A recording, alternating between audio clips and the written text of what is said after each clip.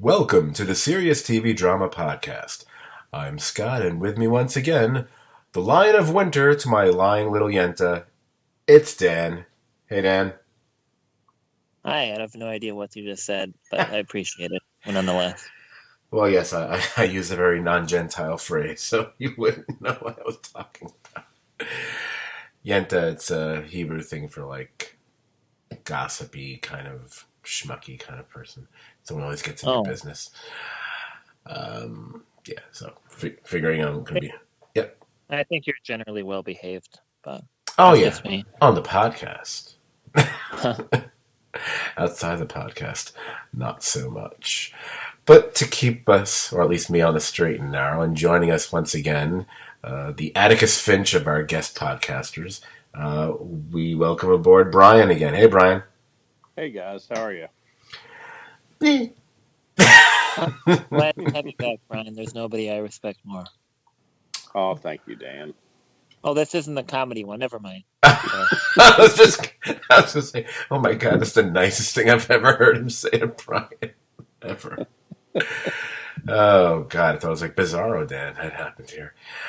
So we are back recording again after a few weeks respite from part one of Best of 2019. I love that we're already past the middle of February and we're still doing like stuff based on 2019, but that's the way we roll.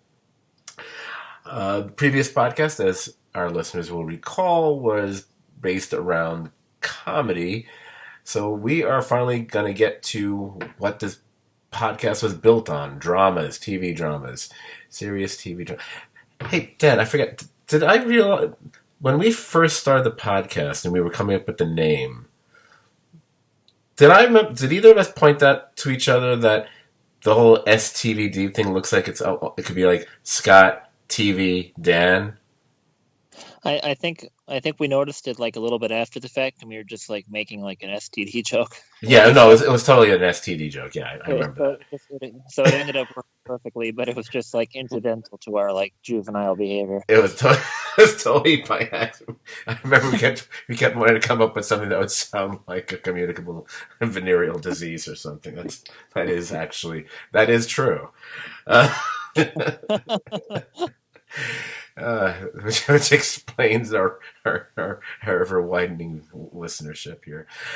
Anyway, before we get back to the best of 2019, and like I said, in terms of dramas, we thought we might spend a few minutes talking about a current drama that Lando, Gosh, and actually all three of us, and that is a rarity nowadays, all three of us are watching.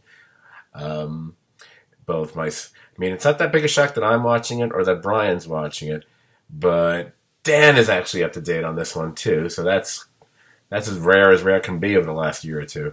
The show I'm talking about, again, is HBO's The Outsider. So, Brian, I know you talked about it a bit towards the end of our last podcast, and now, Dan, you're not only caught up on it, I know you've read the book. I don't know if Brian has. I know I haven't. So I thought I'd give you guys a chance to talk about it a bit, because it is one of the better shows I'm watching right now, for sure. I'll just add to what I said last time, and then Dan can give his take on having watched the whole thing caught up. I really like the pace of the show. It's continued to be deliberate, build characters. It's not been too gimmicky. And watching Ben Mendelsohn work is, he's just wonderful in the role. And now we have, is it Cynthia Erivo? Yes. Who really has brought a depth to her character as, sort of the plucky investigator who gets to the bottom of things. It's a different kind of show. It's a really traditional police approach to a supernatural event, and it's right now it's the only appointment television I have. Like, I can't wait for Sundays for it to come out. I've just greatly enjoyed it, and it's so good that I want to read the book, but I don't want to read it until after the show's over. Yeah, well, the book and the TV show are very similar. I haven't really noticed much of a difference at all.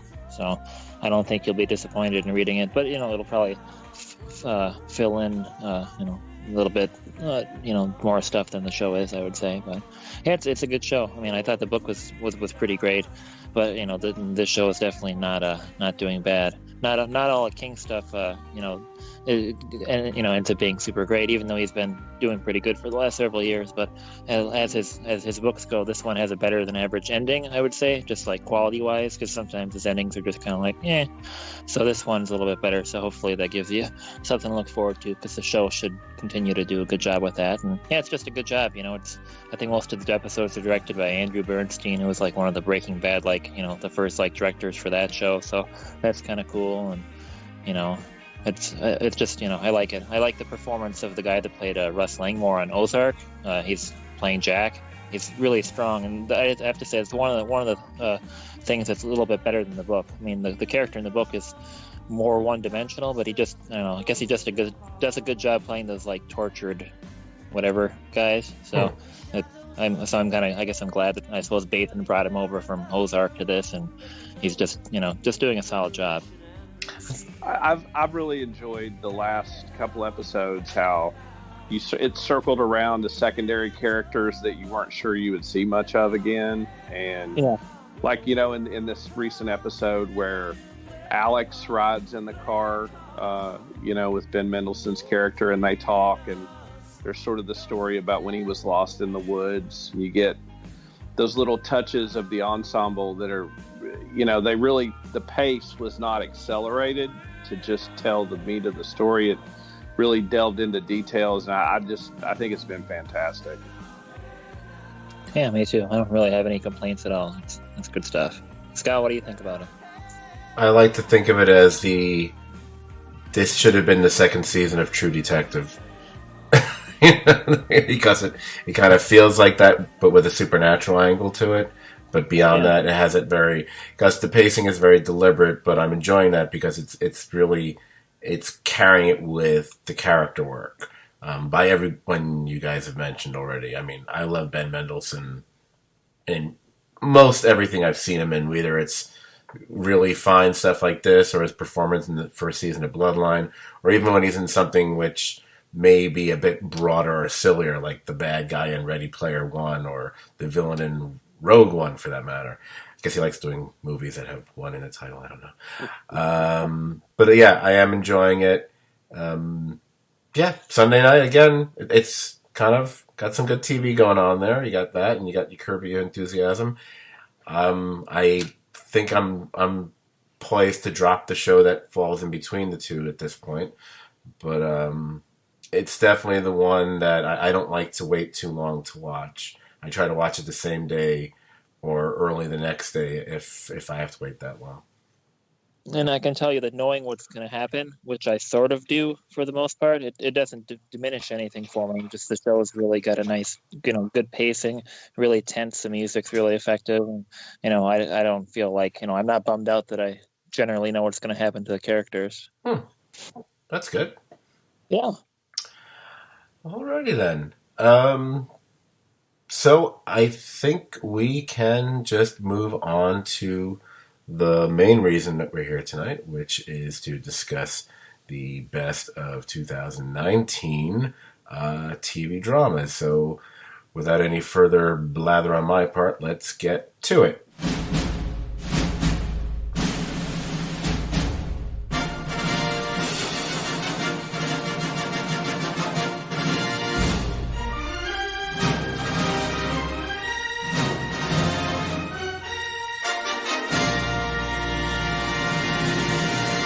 Now, my plan, I'll confess, was simply to do, like a dozen dramas, which I think is what I did in the comedy category.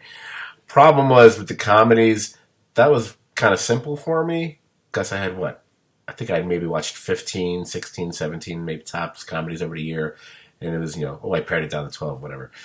When I started just jotting down all the stuff I had watched over the course of the year, and even eliminating some of the obvious crappy ones, I was like, oh, I still got like 39, 38 TV shows here. I gotta reduce this down. So I basically reduced it down to a top 20. I won't spend quite as long on 20 through 11. So I'll kind of like bounce through those with a little commentary on each of them. If either of you guys obviously have watched either one of them, feel free to weigh in on them. And once we get to the midpoint, then I'll take a break and give everyone else out there a break, and we can hear Brian talk about some of his preferred shows for the past year, if that makes sense to everybody out there. And I kind of wish I was looking for batteries for an old speak and spell I found, because I really wanted to have like a robotic voice or something doing all the numbers, but I have AA batteries and I have D batteries, but I do not have C batteries in this house, so I couldn't pull it off. So, sorry guys. Anyway, crickets. All right. So, worst podcast ever. All right, so let me get to it because people right now are going, "Why did I click on this one on iTunes?" All right, my number 20 is The Man in the High Castle, the fourth and final season. I'm sure our guest podcaster Jamie will appreciate or be annoyed that I put it so low on the list. Long story short, the final season of Man in the High Castle just made the cut, but I had to put it at the bottom of my list because, look, season 2 was mostly a bore. Season 3 kind of turned it around, really shaking away the lethargy of the previous season. I thought the fourth season was in some ways a step back because we were missing a few characters which were really among the best on the series, and there were other characters that just didn't get as much play as they had in the past. But there are definitely some strong episodes and definitely some really great moments all along the way. But I gotta confess, and I think most fans of the show would agree with me on this one, I was sort of kind of disappointed in the finale and the actual resolution of the series. You know, a little bit because it didn't make much sense, a little bit because it tried so hard to wrap up such a big story with a kind of a that's it kind of way. I mean, it wasn't awful. We're not talking like Dexter bad here. But the problem becomes, I don't know if I can recommend the series as a whole to someone else, knowing what it eventually leads to. And that's a little bit troubling. No, that reminds me of something. I wonder what I'm thinking. Huh. What show could you possibly mean? Yeah. Actually, But the characters that disappeared from the show, were they just like written off, or are they like maybe were they filling vacancies in the executive branch in Washington D.C. current times, or were they not Nazi characters? I'm just it depends. Some characters were essentially written out or had been killed off. You know, in between seasons or at the end of the previous season, and some we just didn't see for a while, and then when they do show up again, it's only briefly. It just again, there's stuff I liked in it, and again, as I've said on many a podcast, you know, other than being a sucker for time travel, I'm a sucker for alternate realities and parallel worlds and all that crap, and they did delve into that in a really cool way this season, which is probably one of the reasons why it even made the 20. But and even the finale, even though I thought, oh, we're kind of compressing a little bit of time here, we're rushing things a little bit, but I was okay with it because I kept thinking, okay, but I think they might stick the landing here because I hadn't heard anything bad about it ahead of time. I didn't get spoiled or anything. I was getting worried when I was looking at the time left on the episode and where we were, and I was like going, I'm starting to have a bad feeling about this. And then when we got to the actual ending resolution, which I will not spoil, and I was like, what? That's it? And then another part of me was like, I know what's happening, and I know I can kind of sort of explain it, but really? That's... So I was ultimately kind of disappointed by the end of it, so... Which is never a good thing. Speaking of episode runtimes, one more thing that I can say about The Outsiders. When I'm watching it, it kind of has the same vibe that Mad Men did for me, where like I'm watching an episode, it feels like it should be almost done, but I'm like 28 minutes in, but like not in a totally good way. So just another me saying something good about it. Oh, I agree, and I do enjoy the tradition of. You know what I was going to say. I'm not going to say it, but that's cool, awesome. All right, let me quickly move through. spend a little bit more on Hardcastle or Highcastle than Hardcastle. Hardcastle and McCormick made my list. Awesome. There's a deep dive for the kids out there. Wow. And by kids, I mean like 50-something-year-old people. Number 19, Sneaky Pete, the third and apparently final season. It was a solid season. That was a definite improvement over the previous one. My disappointment here, not like what happened with the previous series. I'm just disappointed that we're not getting a fourth season, so we're not going to get a really true way to end the series. I mean, the way it ended, they did it in a way where it felt, oh, we don't know if we're going to get renewed or not, so we're just going to cover our ass here. So it's okay to end the way it did, but I kind of would have liked a more powerful oomph kind of ending, especially when you got a show that has that many quality actors on it. I mean, Margot Martindale alone, as BoJack Horseman fans will know, one of the greatest character actresses ever. But basically, just to wrap it up on this series, I would admit it was never quite as good or satisfying as its first season. I mean, you got Bryan Cranston as your main bad guy in your first season. It's going to be hard to really top that anyway.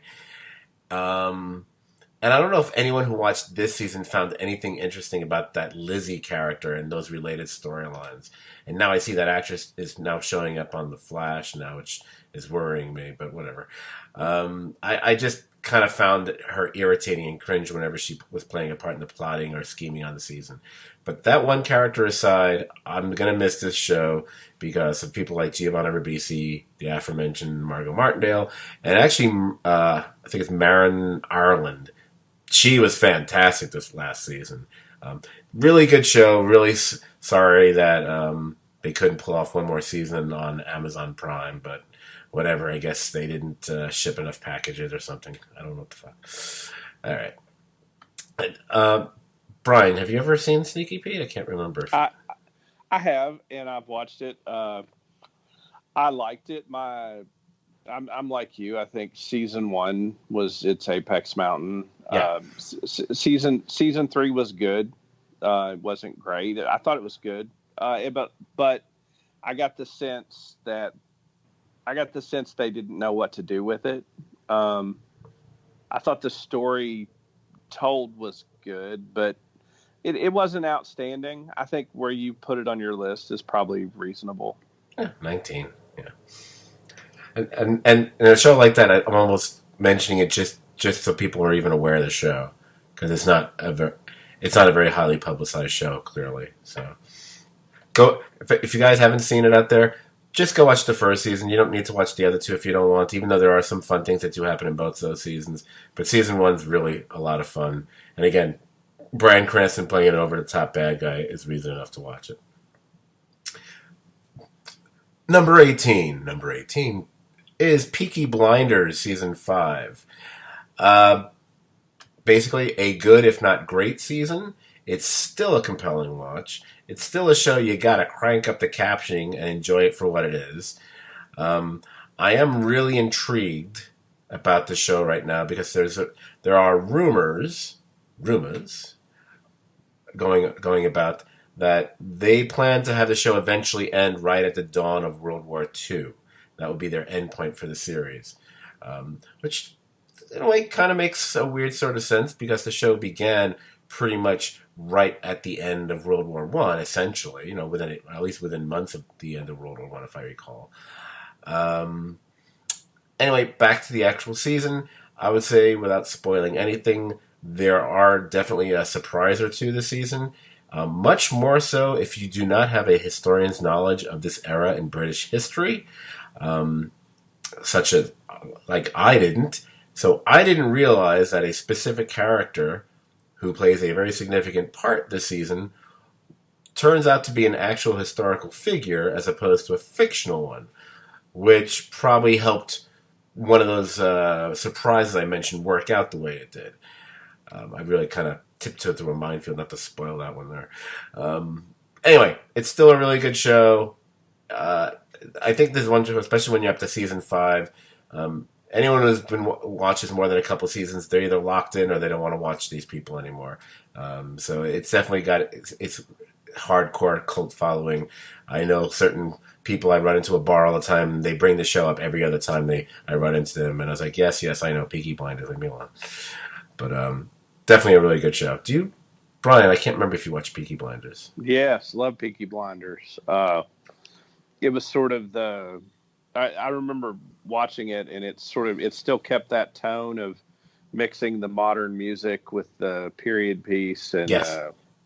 Which at first was a little jarring, but now you sort of come to expect it.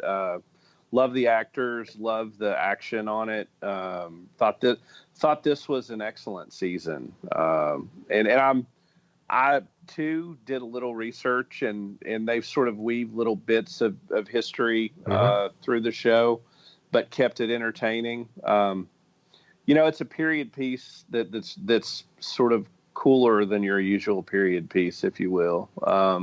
Yeah. And it's sort of kept that sort of cool vibe to it, and I really enjoyed it. I mean, however long they'll make it, I'll watch it. It's a compelling watch.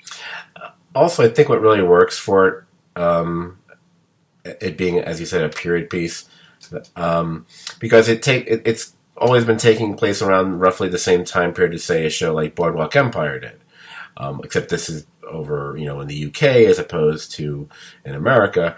But it goes at a much faster pace than Boardwalk Empire ever did.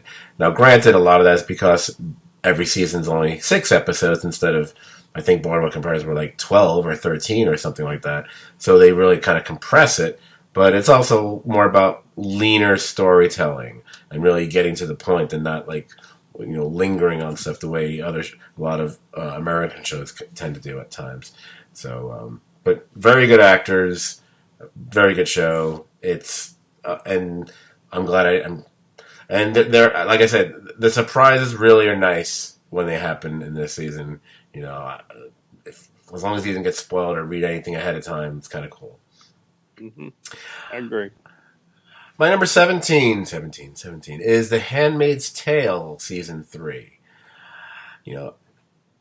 Clearly the most fun show to watch on the... No. Oh, boy. It's...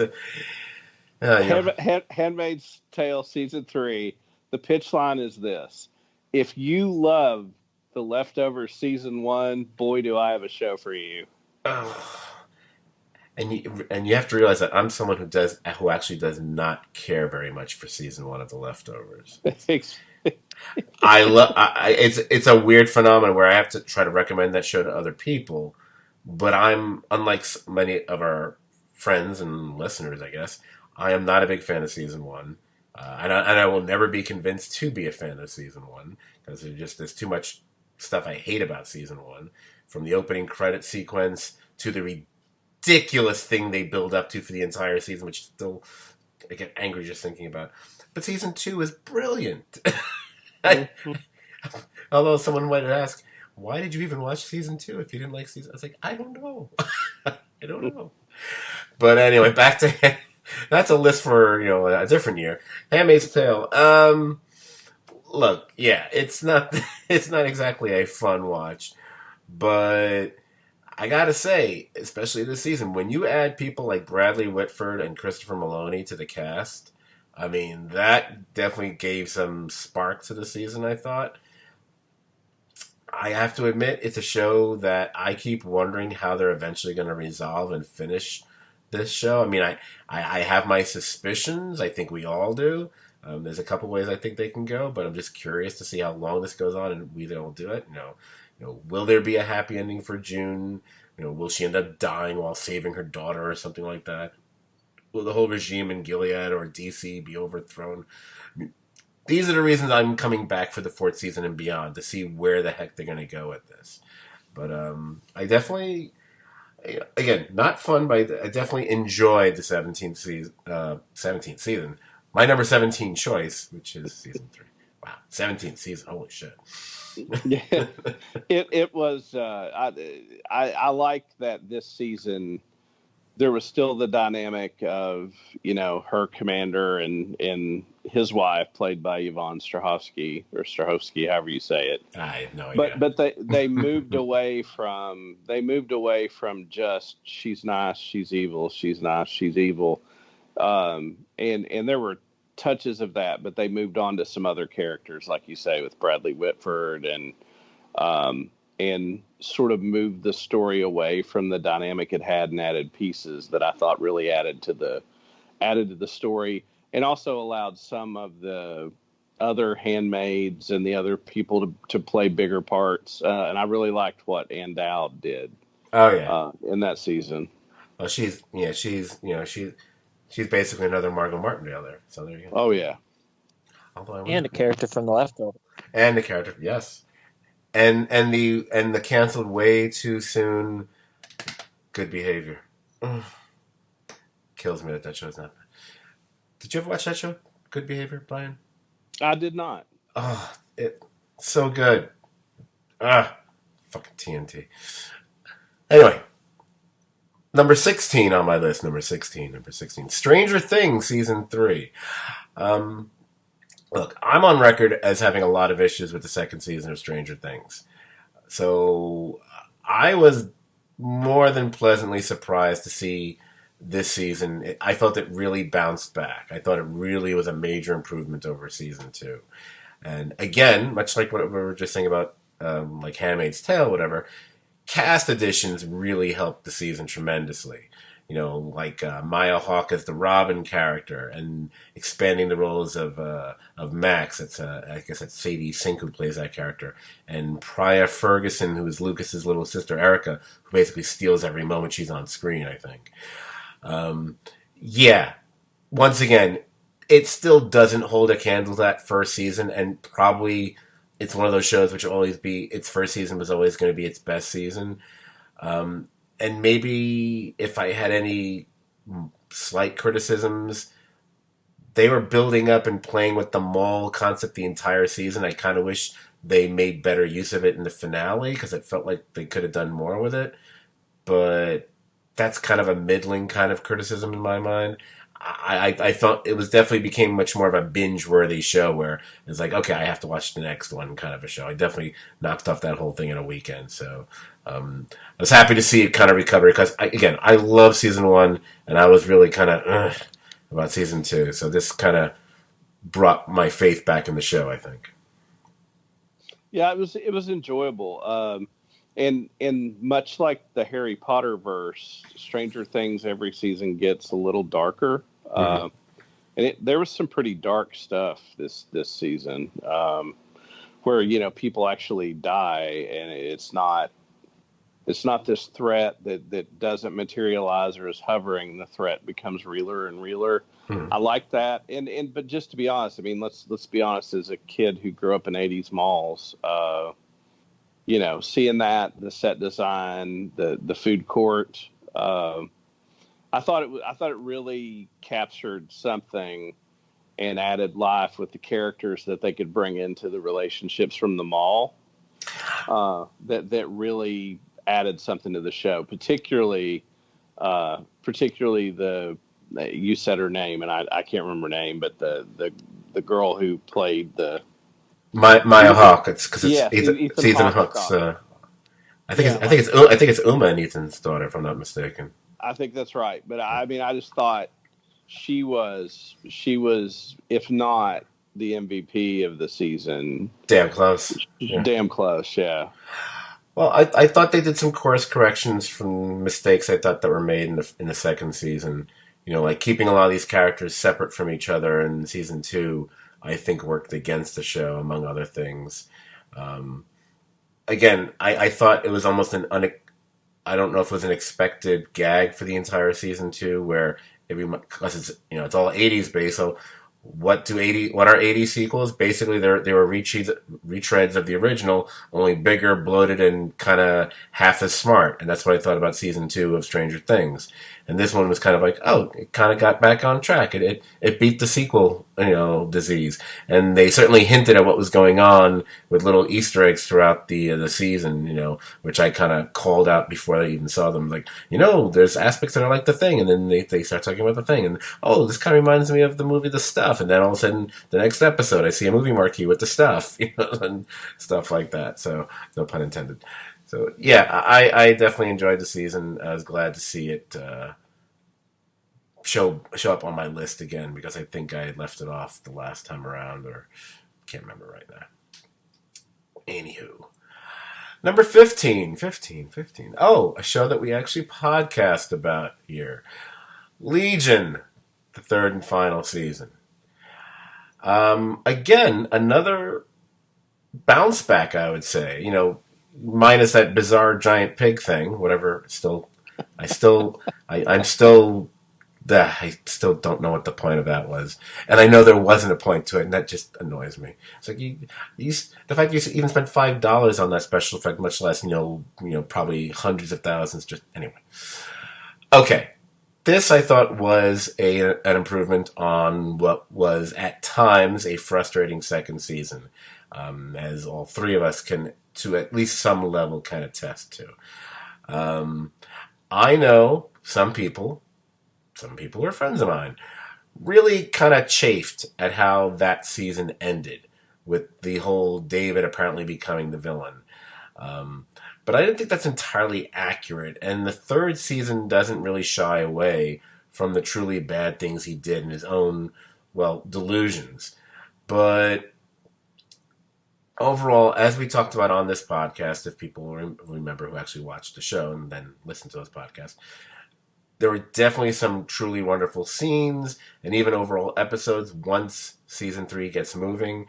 And unlike other shows I've already mentioned, this one had a finale that, for me at least, did not disappoint. So at this point, I would feel more comfortable making a recommendation of Legion to somebody than some of the other shows we've talked about here. I would just tell them, if you like mind-bending sci-fi fantasy, and if you like Pink Floyd. Yeah, definitely. You should watch the show. And if you are, again, certain people I know, if you gave up after season 2, I'd say, you know what? If you made it to the end of that season, give season 3 a chance. It's not like you got to watch 50 episodes. It was, 8, 9? I don't remember right now. It wasn't that many. It's worth it. I think it's worth it, at least.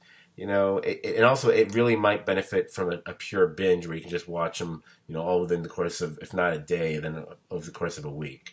I mean, Christ, it's only 27 episodes total, people. You can watch it. So I would definitely recommend it. I didn't start season 3 myself, but it wasn't for a weak reason, not wanting this guy to be the bad guy when he was clearly unhinged bad guy. But right. Yeah. But maybe I'll give it a shot sometime, just watch it all at once. I'd be curious to hear your opinion on it, especially based on. I mean, again, there are things, and I think, and I guess Brian and I talked about it on the podcast. There are things one can have an issue with if one chooses to. Mm-hmm. Like, for example, the depiction of the character who we will come to later know as Professor X. One can either be fine with that and go with it and enjoy it, or be like, or they could be, I don't imagine Professor X to be like this or something. The kind of crap you hear about every comic book depiction of a comic book character, whatever. Which, again, get over it. But I enjoyed it. And it had, going back to season 1, I think you and I both had moments where it had holy crap moments. There was some amazing stuff. There was at one point an impromptu rap battle that was just bonkers. And the production design, the way that show looks, it's just a feast for your eyes. It looks sometimes beautiful, sometimes terrifying. It's something to watch. And you may like it, you may love it, you may hate it, but it's worth watching. Yeah, I thought they definitely employed some very interesting ideas this season that they pulled off really well. The fact that they do get into a time kind of a thing, time travel kind of a thing, and as I said, not not minutes ago.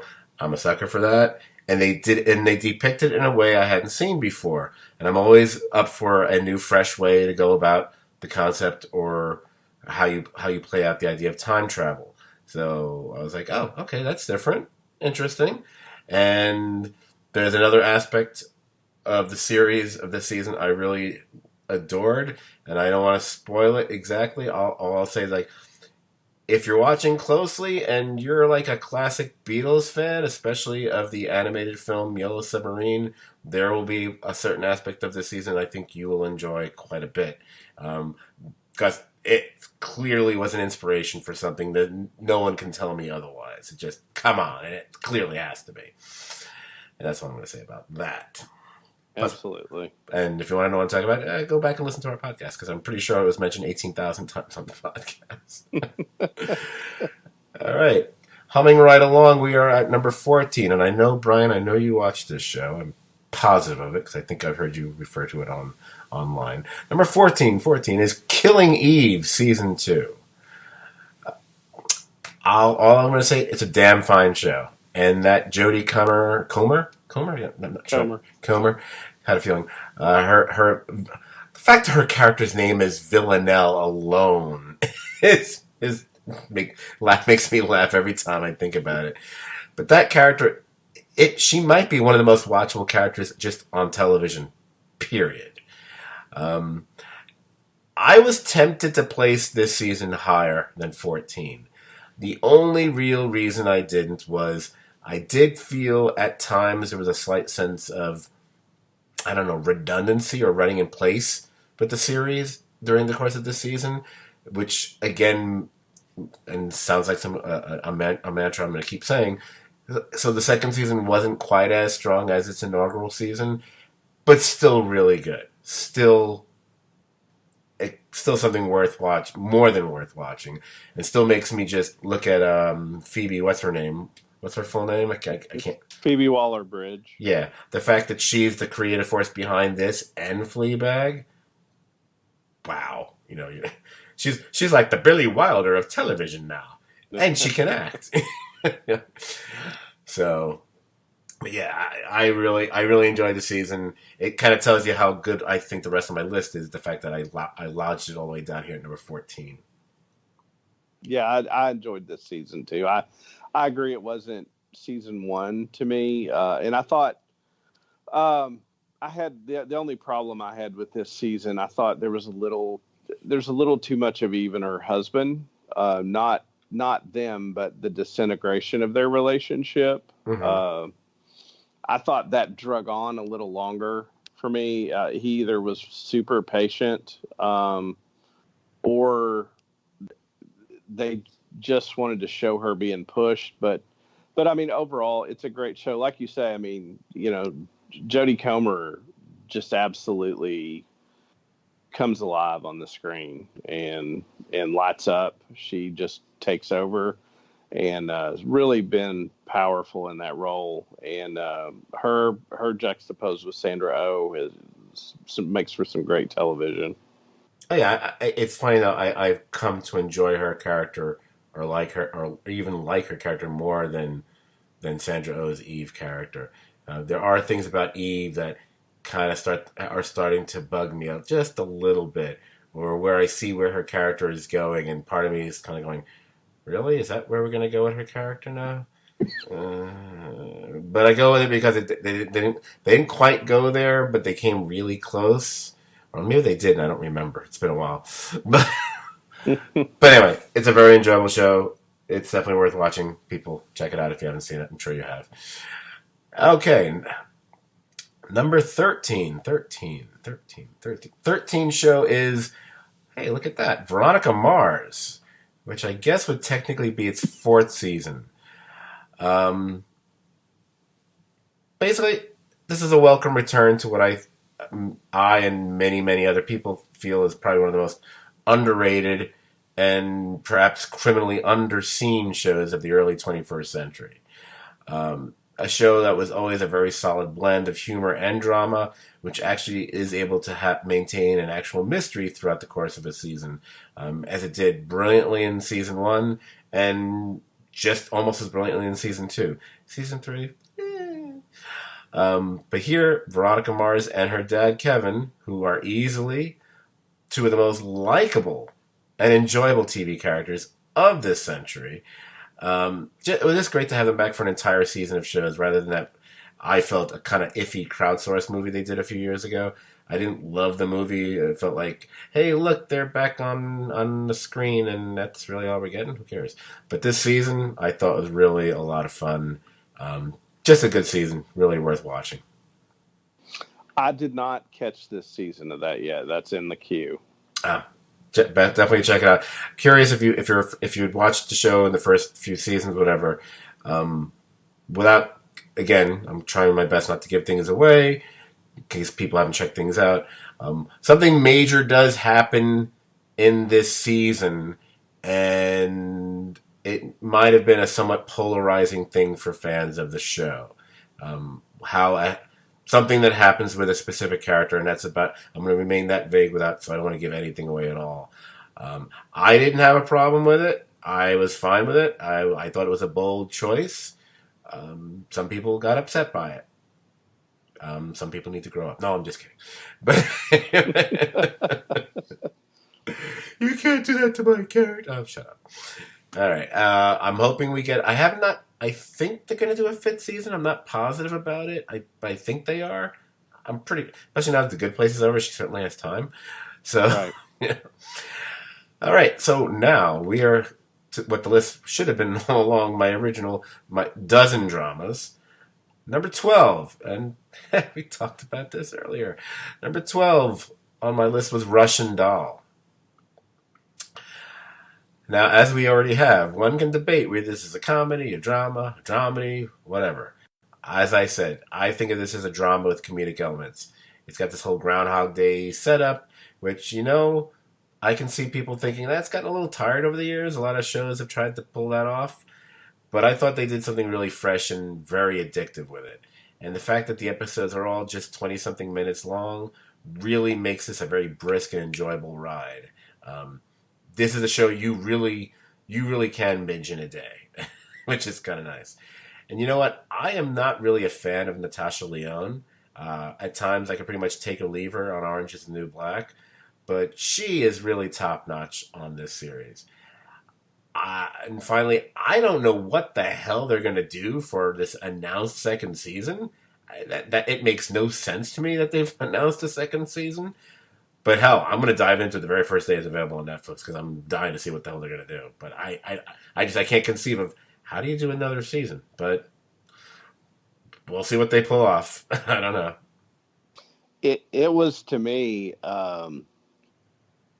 it was, like you say, instantly bingeable, and one of the few stories that by the time it was over, I really enjoyed it, and it had genuine great emotional growth, but I also have no idea what the hell's happening, and like, let's be honest, in as much TV as we consume, that's cool when it's a good story. It's not cool when it's a gimmick. Right. But this show had enough heart and development of her and her life that to not know what the hell's going on, but be invested in this story, like you say, I'm bought in for season 2. Yeah, absolutely. And now we get to number 11 on my list. I think, actually, this is something I think Dan watched. Because I think this is one of our regrettable, we podcast about half of the season, and we didn't cover the second half of the season. So, one I kind of forget about, we should add to the list of podcasts we were supposed to do but never got around to. For the true detectives out there, you've probably figured out my number 11 choice is True Detective Season 3. Oh, I came up with that just there. I'm so funny. Now, Dan and I have railed on about True Detective a number of times over the years. I think I can speak for both of us, even though Dan can actually speak for himself tonight, that I think both of us, our initial reaction to the first season was one of kind of, admiration and awe, but the more we kind of sat with it, I think the less we kind of liked it overall once he got past the main couple of performances. The second season was a mess. It felt like the creator was trying to compensate for all the mistakes he made in the first season, and he did a really piss poor job of it. So this third season, in a weird way, it kind of felt like a return to what made the first season so engaging. It was definitely characters over plotting. As we watch, Wayne, Roland, and Amelia in multiple time periods, but they become really truly fleshed out and three-dimensional characters. So that alone was already an improvement over the first season because, hey, look, a female character with a name that we remember. So that, in that sense, it was, in some ways, one could even say it was an improvement on that first season. I actually probably would have ranked the show higher. It probably would have cracked my top 10 list if the actual mystery had been more compelling. Because that was the one part of the show that, for me, especially when it got resolved, it felt a little flat. But it's the work of the actors, especially, Ollie and Dorf, that really lifted the show for me, really made it semi must-see TV. Kind of like when we were talking about The Outsider earlier this evening. It just lifted it just shy of my top 10. Yeah, I think Steven Dorff won the John Travolta Career Comeback award. His performance was amazing in this. Mahershala Ali was outstanding. It was a good story about Wayne. It wasn't a great story about the crime and how he weaved through people's lives and his life. I thought, I know when True Detective season 3 was announced, we all talked, I think, off air about a certain amount of trepidation after season 2 and what a mess it was. And season 3 was good. I personally have not fallen off in my love of season 1 like you guys have, but season 2 was a big departure, and I thought this had some really great moments in the acting, and if that crew can bring the quality of actors that IP seems to call out to, it may have a future as long as we don't start talking about water contracts and whatever the hell that stuff was in season 2. Chinatown ripoff. Oh, excuse me. Yeah, exactly. Something in my nose. Sorry. Oops. Exactly. Dan, you still there? Yeah, I'm still here. I thought you might want to comment on it since you actually watched it, right? Yeah, no, I pretty much agree with Brian, except season 1 still sucks. But he probably likes Westworld or something. So Brian, if you don't care about substance, we can always go to McDonald's for a nice steak dinner sometime. But season 3 really good. Steven Dorff, awesome. Well, I think season 1 for him is kind of like that Game of Thrones episode. You know what? A Knot of the Seven Kingdoms was a good episode. It's outstanding. You know what? I like the episode too. I don't make fun of you for it. I'll tell you this: I like that episode more than most of the other episodes of that fucking season. So, absolutely. I'm actually ashamed because God didn't like the episode, and I'm on the same side as God. So I kind of wish there was something I could like about it, but unfortunately, I guess I'm a bad guy this time. Yes. Okay, so question time, Brian. We can do one of two things. Now, I know you have I know you have a collection of shows that you didn't rank, but you still have, your favorite shows of the year. You can do one of two things here.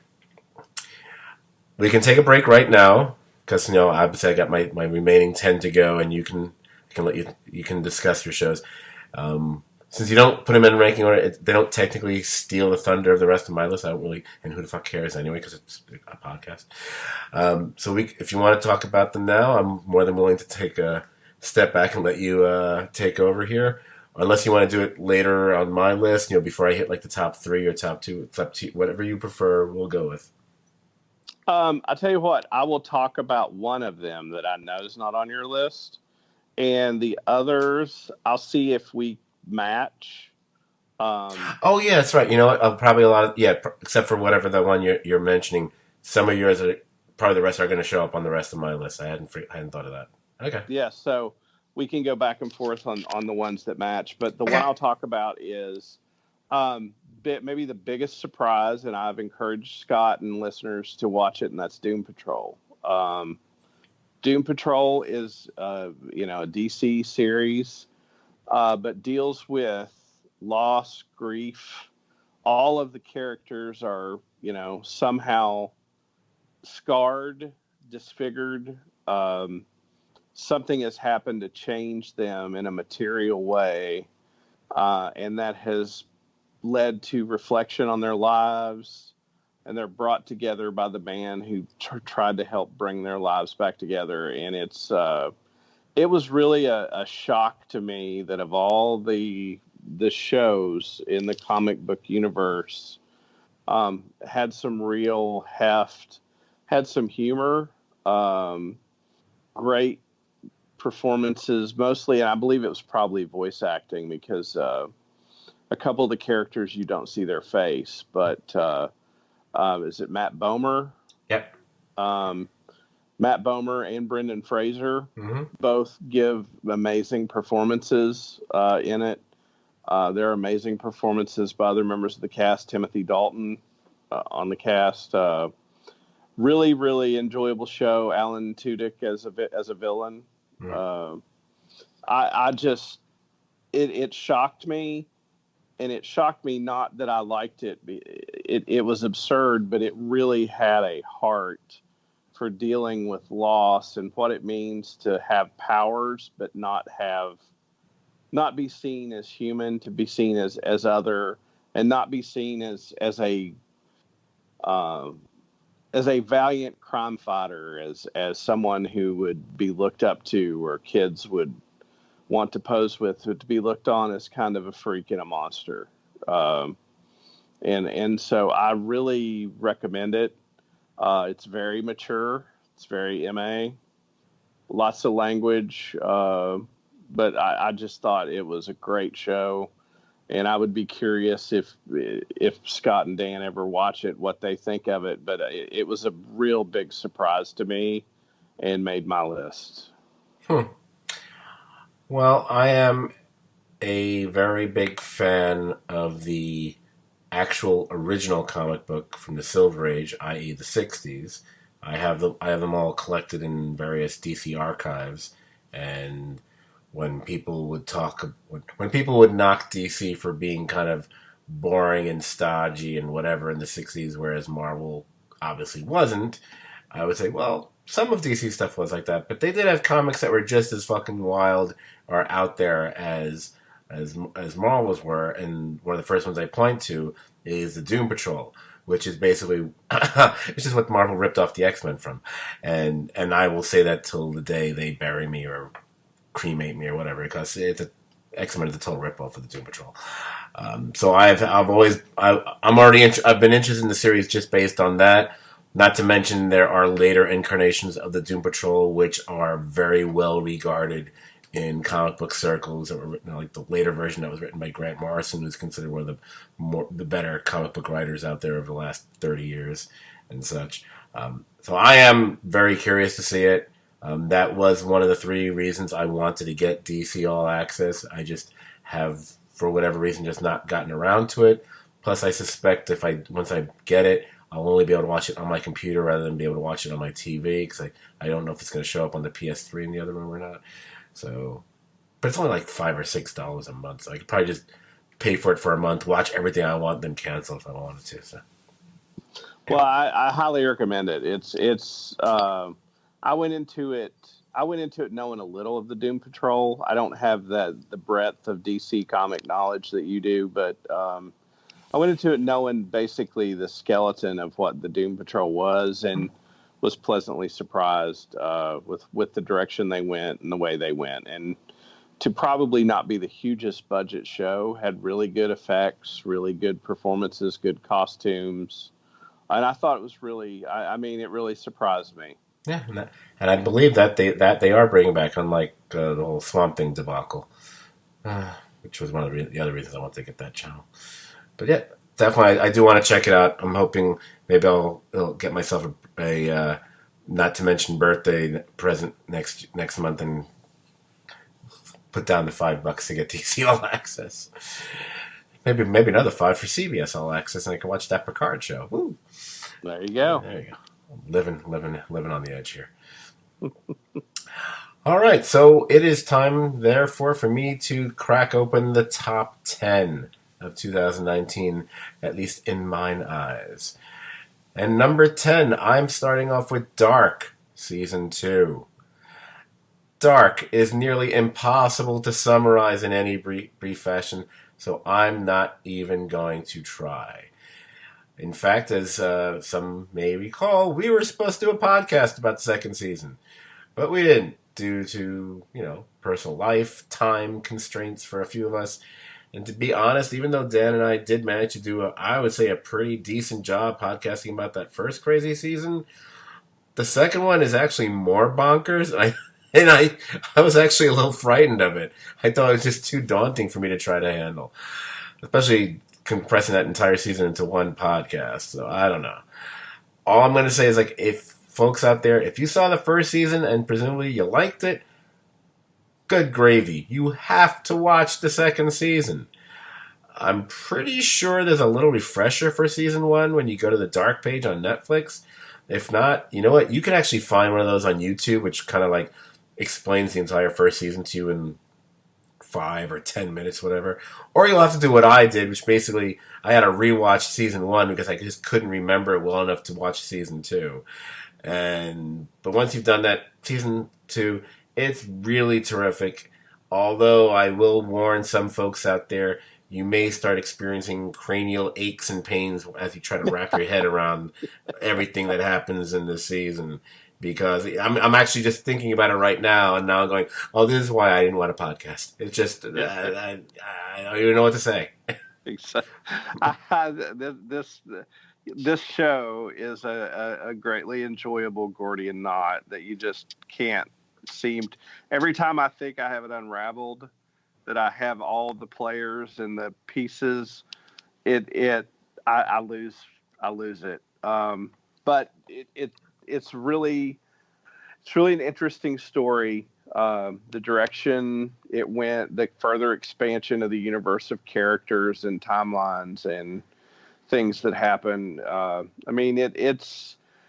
This show is not for the faint of heart. It's a heavy lift, but it's worth it, and it's really great. Yeah, this is the epitome of a show which is not background viewing, especially if you follow what I think all three of us believe is make sure you adjust the settings on Netflix to watch it with the English subtitles so you can actually hear the actors in their actual German language, so you can really get a better sense of the performance rather than watching the dubbed version, because as Dan has pointed out in the past, some of the voices come off a little silly in the dub version. I'll tell you something. I had to do the rewatch of season 1, and I'll confess right now, because I had already watched it in the German, I actually watched, but I just needed the time. I actually watched the dub version just out of curiosity. I didn't find it as bad as I was expecting, but all the same, you're better off watching it with the actors speaking in their own language and just because I'm gonna have the subtitles on no matter what I do, because I'm old. That's what I do. So I might as well just let them speak in their own language and whatever. Even though it doesn't quite always match up, but whatever. That's really the best way to watch it. But if someone wants to watch it and they want to watch the dub version, I'm not going to tell them not to, because I just want them to be able to watch the show regardless. But it's better if you can watch it in the original German, I think. Totally agree. Yeah, it probably was my number one show of last year. I mean, unless there's some show I completely forgot about that I like more, which is certainly possible. But I'm definitely a big fan of Dark. Well, there was that season of X-Files. No. Yeah, I don't know. Season 2 of Cheers is pretty strong for me. Wait, but isn't it season 4 where Frasier? No, wait. Actually, is it season 4 that Frasier plus? That's season 3. It's season 3. I almost actually fucking knew. How about that? Just did the fucking math in my head. It means nothing. All right. This is one of the pod. Okay, number nine on my list is The Crown season 3. Acting wise, I would say the third season of The Crown is as good, if not better, than the previous 2 seasons. As expected, Olivia Colman is just damn splendid as Queen Elizabeth, covering the years 1964 through 1977. And Helena Bonham Carter is a nasty delight as Princess Margaret. The shocker of the season, or semi-shocker maybe, because maybe I haven't watched enough of his other roles, it's how good Tobias Menzies is as Philip. I never really cared much for Matt Smith in the role in the first 2 seasons. So that definitely helps here. But the Philip of the late 60s was finally a character I actually, at least a few times, cared about. I actually felt empathy for, which I don't recall being the case in the first 2 seasons. As a whole, it probably isn't quite as strong a season as the first 2, simply because there just aren't as many significant events involving the royal family over that stretch of time compared to those earlier eras. That's why it's a little wonder that the 2 best episodes of the season is probably the episode where the village of Aberfan is decimated by a mining avalanche, and then there's one episode that just purely focuses on Prince Charles learning Welsh to prepare for his investiture as the Prince of Wales. So you had 2 stories that really the main characters, i.e., Philip and the Queen, are kind of more relegated to supporting status. It really seems to focus on other things outside of them.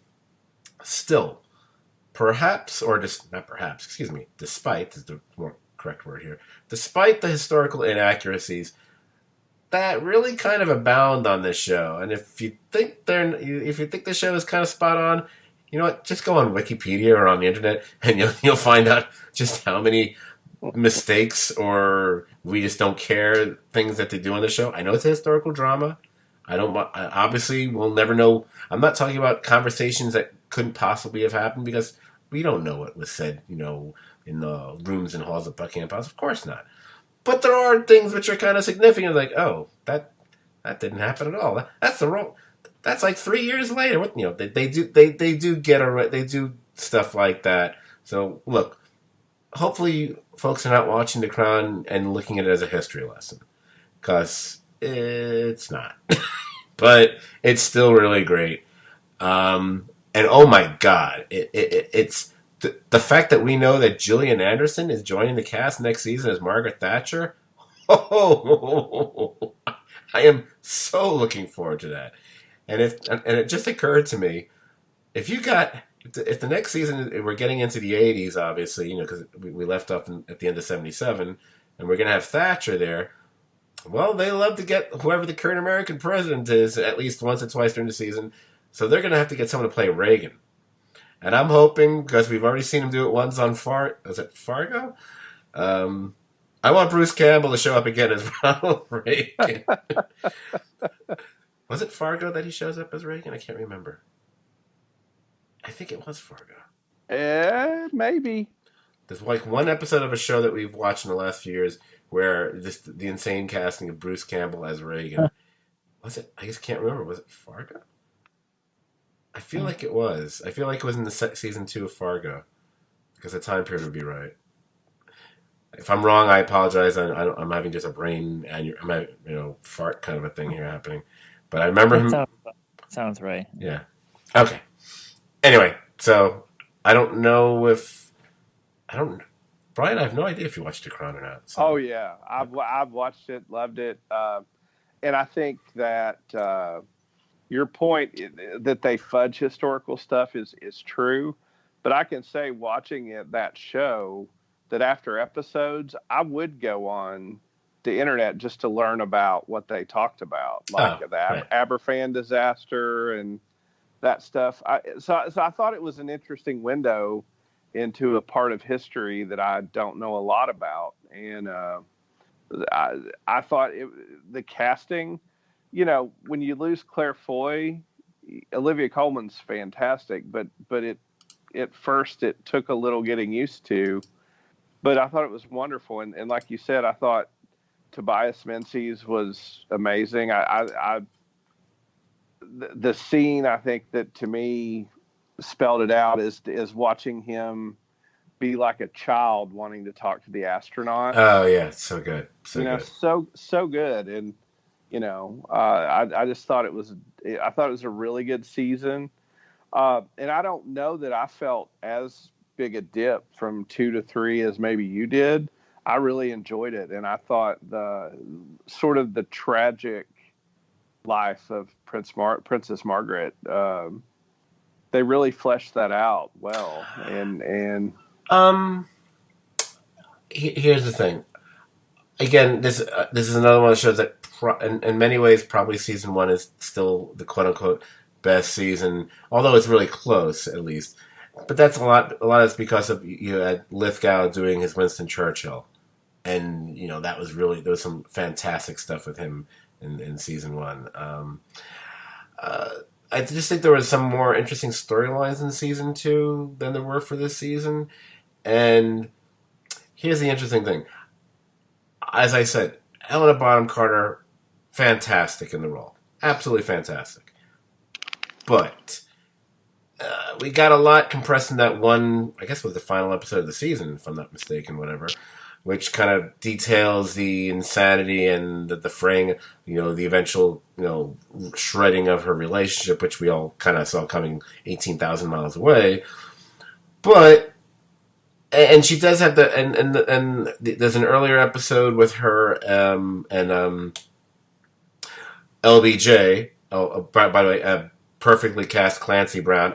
I love Clancy Brown no matter what he shows up, and even if it's a crappy piece of crap movie, whatever. They're like, hey, Clancy Brown, love Clancy Brown. But I thought there were just more interesting things with Princess Margaret in season 2 than there were in season 3 for me. And it's not a matter of the performances, because I thought the previous actress, who I just forgot what her name is, and I should know her name because it's a really easy name to remember. They're both fantastic. I just thought I was just more interested in her story. I was not as interested in her story as she's gotten older, because I kind of see the writing on the wall where the character is going. Like, okay, I get it, whatever. And it just isn't for me. There just isn't as much going on that I kind of really hooked into.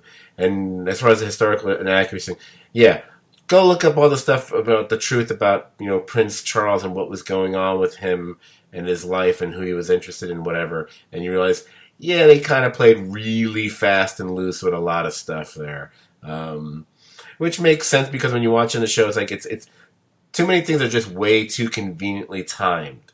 And when you when you read it up on the internet, it's like, oh, that actually never happened at all, and that's actually not really true, or that's just speculative rumor. They decided, okay, we're going to turn this gossip into reality, whatever. But I don't think it's a big dip. I think it's just, and I think the quality of the performances probably keep it almost on an even keel. Maybe I could say it's close to season 2, but also I really did not like the Matt Smith Phillip. So I really didn't care for the storylines with that character in either of the 2 seasons. Whereas I had a total change of heart with the Tobias Menzies Phillip. So that probably helped elevate the season for me as well. Like the Man on the Moon episode specifically, or the stuff with his mother coming to Buckingham Palace, which I thought, and I had no idea about any of that, and I thought that was fantastic. And whether they had a little bit of creative liberty or license with that whole situation, I don't know. I didn't look that part up. I don't actually want to know, because I just found it so fascinating. So there's a lot there's so much to like in the season. Hey, it's in my top 10, man. It's in my top 10. Yeah. No, I'm not quibbling. I thought it was really good. All right, so a little bit of a change of pace for a number 8 choice. I'm going with The Umbrella Academy. Now, with the onslaught of great series that debuted in the second half of 2019, I think a lot of people probably forgot about this gem, because this showed up on Netflix way back in February of 2019. But much like Legion and maybe a couple other shows that haven't yet been revealed on my list, this is another show with comic book origins that doesn't solely cater to the comic book geek crowd, but a far broader appeal. Much like other superhero teams from way back when, such as the Fantastic Four, the X-Men, or actually the show, Brian, you were just talking about, the Doom Patrol, you end up with a group of characters who are essentially a dysfunctional family. And with this show, it's quite literal, because they were actually brought up together as siblings. The plot initially revolves around them reuniting after their adoptive father's suspicious death, but it soon becomes a story about an impending apocalypse, time travel, and the familial bonds that can either tie people together or tear them apart. The show has been renewed for a second season. I cannot wait for that second season. Excellent show that I didn't see coming until the week it came out, and I'm like, wait, what's this? And totally loved it. Yeah, it really enjoyable show. Really liked the chemistry of the actors quite a bit on this show. The storytelling was comic-y, but not always in that vein. A little more sophisticated. Looked great. And like you say, I knew nothing about it when it came out. Just watched it and really enjoyed it. Thought it was really enjoyable. Oh yeah, and my joy, and even though there was at least one major thing that happens over the course of the season that I kind of, what's the way to say it? I foresaw coming. I was like, okay, I kind of know where this is going to go, and I was right, and I was almost unhappy that I was right about it, but I was still satisfied with it because it was done so well. But that aside, really enjoyed the season. The kid who plays, oh my gosh, I didn't write down any of the character names for my notes here. He's the old man inside the body. He's actually an old. He's got the mentality of an old man, but he's stuck in the body of himself when he was still a child. And he's the time traveling one. That kid, he's great. He's still he's. I mean, I think all the characters have moments of being really good or great on the series, but he's the best. To me, he was the best. He just steals everything. And then you get some unexpected tragic things with certain characters who at first seem kind of and then the more we learn about them, the more empathy you have toward them. You know, like especially when you discover what their quote unquote father really did to them, especially one of them. You know, with the gorilla arms and such. Oof. Yeah, and well, body, quite frankly. Great show, really great show. Just I'm almost mentioning just to make sure people haven't forgotten about it. So it seems like it was like a million years ago for that series. My number 777 is a show that, hey, one that we all three of us watched. Everybody can weigh in on this. We even podcast about it, so we don't really need to talk about it at all. No, I'm just kidding. Number 7 choice is Mindhunter. Well, like I just said, Dan and I, we podcasted about the second season. Don't know if I have much more to say about it. It was very, very good. I think I probably preferred the first season overall, just a smidge, or maybe a little more than a smidge, but it's still a great season. Here's what I'll talk about. I'm super angry / depressed to hear that we might not ever get a third season. Now, this is supposedly due to David Fincher's other commitments. Hey, you know what? That's bullshit. I'm sorry. He's not the creator of the series. Yes, his name attached helped get the thing made, and he's definitely shepherded the show here. He hasn't written one script for the show. He's directed 7 episodes, but of course, you know, I get that his work and his aesthetic is certainly a guide or a template for everyone else. But you're going to seriously tell me they couldn't have gone on with the show without him? He's not the showrunner. And he doesn't write any of the episodes. So I'm kind of annoyed. I mean, I've got certain issues, both pro and con, where David Fincher is, involved, which are actually about my life outside of this podcast, personal life, which I won't get into. But I'm kind of pissed off because this feels like a very ego-driven, selfish stance on Fincher's part, if what the articles have indicated is true. Because that's what it sounds like to me. So I'm kind of pissed off. That aside, strong season. Celebrity killer quotient went way up with David Berkowitz and Charles Manson, and the whole Atlanta child murders thing, and particularly the actor playing Wayne Williams, as we discussed on the podcast, was handled, it was really spot on, excellent. I'm sure some of our listeners probably thought it was going to land in my top 5.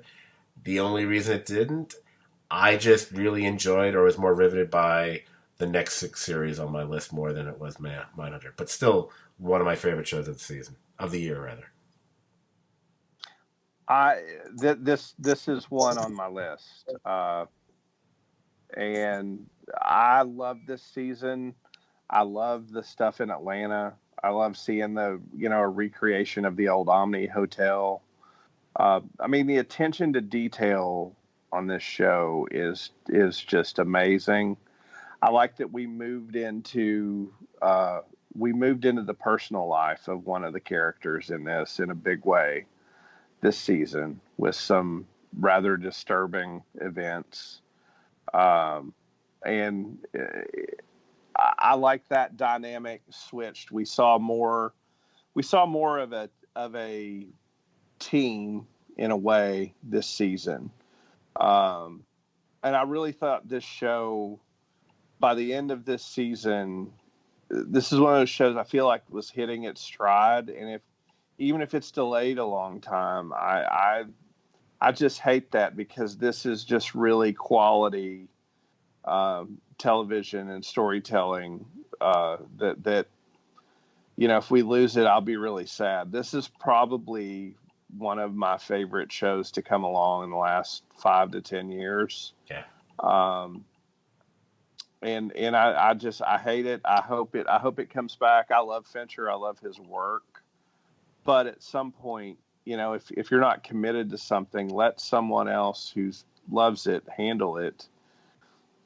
Let us have more Mindhunter. I'm sure the people on this show could get other work, but I can't think of any vehicle as an actor they'd be more excited to do than to continue doing this show with this level of writing. Right. Yeah. I totally agreed. I mean, the only benefit I can imagine right off the top of my head is because I know that they released them from their contract so they could just do other things, since, they weren't going to be starting work on this anytime in the next couple of years. I mean, if anything, if they were to come back to the show X number of years down the line, so therefore the actors will have naturally aged, a few years themselves, and then we could have like a massive time jump, because the fact that they have the whole BTK killer involved in the show, and the BTK killer isn't caught for over a decade, past where the show is right now. In fact, more than that, I think. Is kind of a weird complication that they've kind of cooked into the show. So I'll be so pissed off if it doesn't come back. Well, that's what I was going to say as you were talking. I was going to say it certainly seemed like they thought they would be going on, or why put BTK in there? Because, I mean, all the interstitials of the BTK stuff seem to lead like that's the ultimate catch, right? Like a person who develops, and the story sort of was watching him develop as a serial killer, as they developed as profilers and researchers, and going from being very simple and rudimentary to being sophisticated. And if we saw a very much more sophisticated Holden and a very much more sophisticated BTK killer, that would be really great television. But you got to think they thought they were going to make more. They wouldn't have put all that in there. Oh, they absolutely thought they were going to make more. I mean, I would recommend to folks, if they haven't, I'm sure they've actually listened to it, but, feel free to go back and listen to our Mindhunter podcast for season 2, because I kind of did a little research, figuring out timelines and for the next season or two, what the likely time periods would be, and the potential serial killers that could be used. And not to get all true crime here, but you're starting to get into a period of time where, there's so many ones they could do. There's ones that they haven't even done that they but can still go back and do, because they're still there. They're still in prison at this point.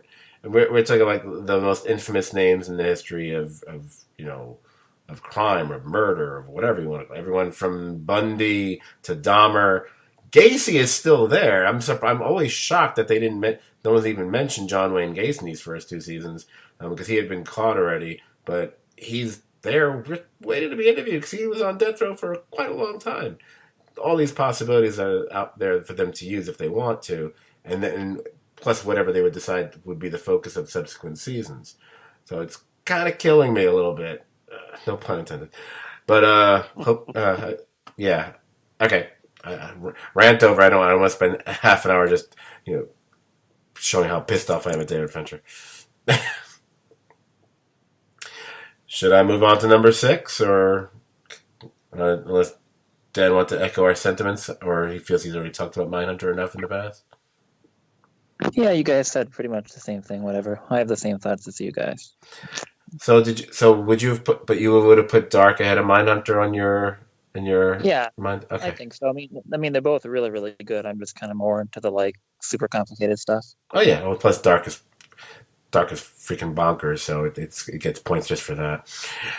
Cool. All right. My number 6. Did not mean to do that, but it actually works out well for this choice.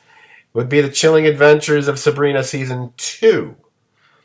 Which is funny because I just days ago finished watching Season 3. They followed up a fantastic first season with, guess what? An even better second season. Hey, one of the first shows on this list to do that. In my opinion, I mean. This is a show that can honestly go from totally pitch black dark, in a snap, yet still have a certain lightness and twinkle to a number of its other scenes. Let's face it, people, this series is probably as close as we're going to get to real Buffy goodness in our lifetime. And for me, that's a high compliment. There actually are a few things I think the show does a little bit better than Buffy. Not everything, most things. I don't want to besmirch the good name of Buffy and Joss Whedon, but but this show is definitely cut from the same cloth. Probably the only thing it probably is weaker in comparison of some of the great characters on the show. Sabrina's Scooby Gang specifically, or at least 2 of the 3, they're not as interesting as Buffy's Scooby Gang was. There's just no way they're going to be. But that aside, everything about the second season was just a little bit better than the season 1. Just so good. The problem is I'm talking about it, but I'm remembering season 3 because that's what's vividly in my head right now, which we're not talking about here. But it certainly set the stage for a really fantastic season 3, which, spoiler for Best of 2020, starts a little slowish. Where are we going here? Not slow, but just where are we going here? And then it picks up speed and takes off like a rocket. But that's all put in place by season 2, which I thought was fantastic. I really enjoyed this show. Look forward to when it comes out. And wow, what for a group of actors with a bunch of relative unknowns, really pulled it off. The cast have all continued to develop in interesting ways. And I always look forward to this show, and season 2 certainly didn't disappoint. It picked up. And I thought the pace of season 2 was excellent. A lot of times the sophomore season of a show sort of lulls. And I didn't feel that with this season. I thought it picked up and just kept telling the story and went, in a really interesting way. Loved the continued involvement of her aunts, the family dynamic, and her cousin, who she lives with. I just really, really good performances. I can't quibble with your choice at all. Yeah, it's the closest and best sequel we'll ever get to Mad Men. That's the way I always look at it. If only they could. I just want another actor from Mad Men to show up. Just one. Just give me one. It doesn't have to be him, although that would be amazing. You know what? January Jones, that would be amazing. Because plus, has anyone seen her in the last X number of years? I don't even know what the hell she's doing. But that would be amazing. All right. Slattery could date one of the ants, There you go. I could see that. Although, spoiler for season 3, I don't want to. Anyway. we're now up to my top 5. Oh, look. So let me figure this out. So far, how many comic book based series do we have on those lists? I've mentioned Legion, Umbrella Academy. Technically, Sabrina actually is. You mentioned Doom. You got Doom Patrol, so that's been talked about. So that's 4. So this is number 5. So it would be my 5th. Number 5 is The Boys. Wow. Oh, and by the way, yeah, there will be one more showing up on this list that is comic book based in its history or foundation. Duh. But we're not up to that one yet. So, anyway, speaking of dark, which does come up a few times, but either the actual show or when we were just talking about Sabrina, this show is a downright twisted and subversive take. Probably as subversive a take on the superhero genre as any I've seen, including one that we haven't gotten to yet. A certain ballyhoo 12-part comic book series from the 80s that I personally think is just a little bit overrated. But anyway, we'll be talking about that later. This show is probably one of the few shows I really beat the drum for like no tomorrow when I watched it earlier this year. I'll tell you something. I'm scrolling through my list right now. I'll be honest with you. Of all the shows on my list, I'm probably most intrigued and most looking forward to the next season of this show more than any other. Including, which is crazy when I think about it, but I'm dying to see the second season of The Boys. I mean, it was just such a great, wow, jaw-dropping moments kind of season for me. I really enjoyed the show. I suspect you watched it, Brian. I can't imagine. With all the other things you watched, I can't imagine you didn't watch this one. Absolutely. It's and this is one of those comics I was aware of, but I didn't really know much about, and thankfully no one spoiled anything about it for me. And I've seen the idea of having superheroes, especially ones that are more based on or inspired by or parodies of DC characters. Hello, Squadron Supreme, but taking them in kind of a much weirder or darker or nastier way. So that wasn't the shock, but the way it's done on this series, and there's certain moments which make you kind of go like, "Ooh, wow, that's the kind of show this is going to be." Even though I probably should have figured out like 5 minutes into the first episode with something that happens, but I'll say for the people watching it, the airplane sequence alone made me go, "Oh, wow, it's that kind of show. Okay." Such a good show. And unlike other shows, I did not... The very ending I kind of anticipated, but a big thing that happens just before that, I didn't. So I was legitimately shocked by something that happens, and I was just like going, oh, holy crap. That's shades of killing off... Ned in season 1 of the Game of Thrones for me, in a weird way. So anyway, great season, definite top 5 material. Wow. And again, didn't see that one coming until a week or two before it actually got released. Yeah, and really, I mean, the beginning of this show, the way the main character is introduced to the world of the superhero's dark side, it was one of those holy shit moments of watching, but like you say, it's dark, it's subversive, lots of messages about corporations and what they do and what it means to.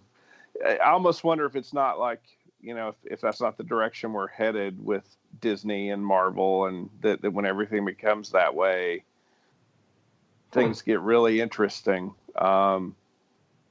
in not necessarily a good way. But I really, really liked it. I liked the development of the characters, and what I'm curious about, and I think you're curious about, and what sort of I think Brightburn tried to. I don't know if you saw that. Did you see that movie?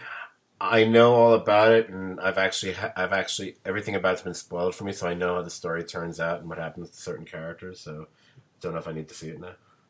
But I know. But of all the characters in the Boys universe, there's the one character who seems to be the invincible one, right? And it's the classic story of how do you kill the Invincible Man, and I'll be curious how they go about that, Right. because he's obviously going to be the big heel of all the heels. Really enjoyable, really good look, and it's sort of the look of how would the everyman fare in that world. So I really this was another thing that popped up on my queue. I didn't know much about it, heard a thing or two, watched it, and was very, very pleased by what I saw. Yep, absolutely. Okay, now we're getting into really rarefied ground. We're in my top 4. And I wonder if people thought I was going to forget about my next choice. No. Who do you think I am? Number 4. How could I not have this on the list? El Camino, a Breaking Bad movie. Hello? Gotta be on the list. Gotta be high on the list. How could I not have it on the list? Look, was this movie necessary? No. But you know what? Neither was Better Call Saul, and that show's as good as it gets, man. You know, hey, we got to welcome back Jesse Pinkman for a couple extra hours. We got to see a number of other Breaking Bad alum. We got another moment with Walter White. Those few minutes alone put this in the top 10 for me. Yeah, I'm biased. You know, duh. Welcome to Scott. But come on. You got to have that in there. You got it. You got it. So, El Camino, Breaking Bad movie, my number 4 choice. All I'll say is I loved it. Yeah.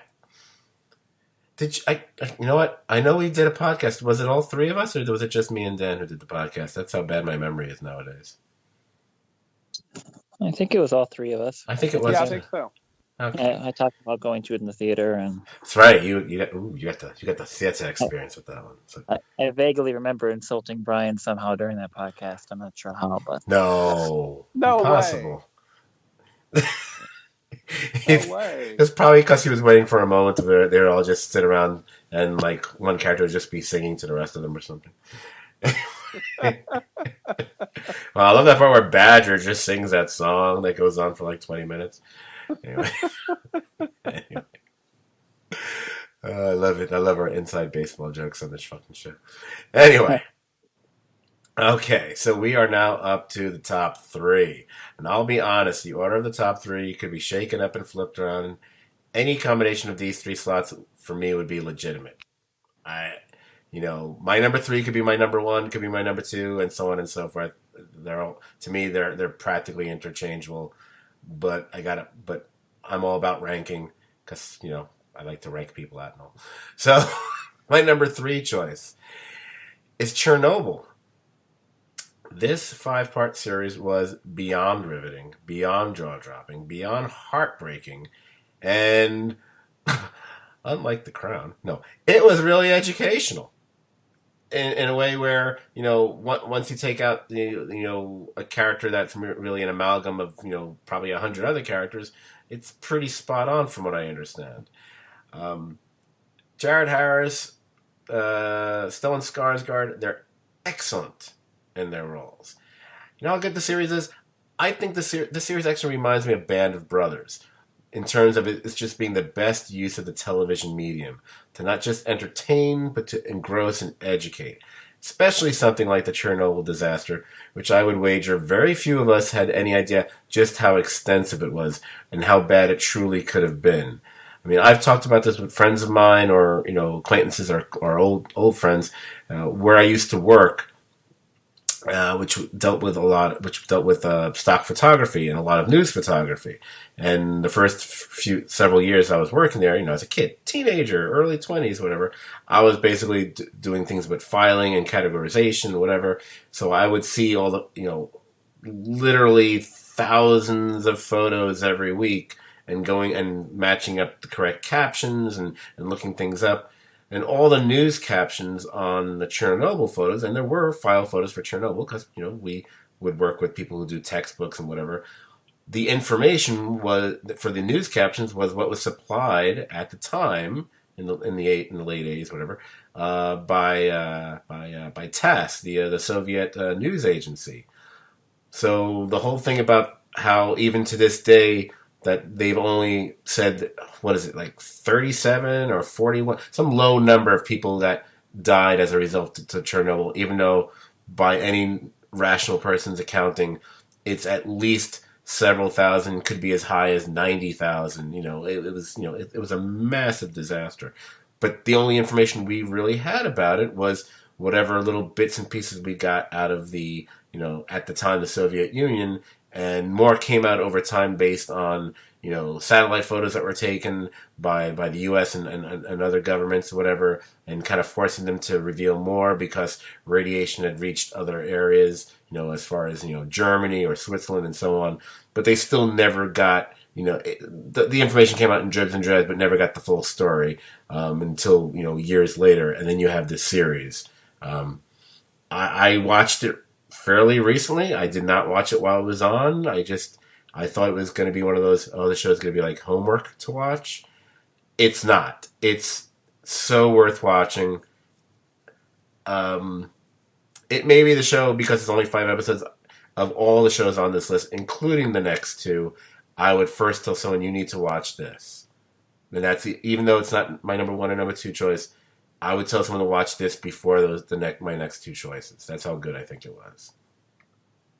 No surprise. This was one of the 5 or 6 on my list.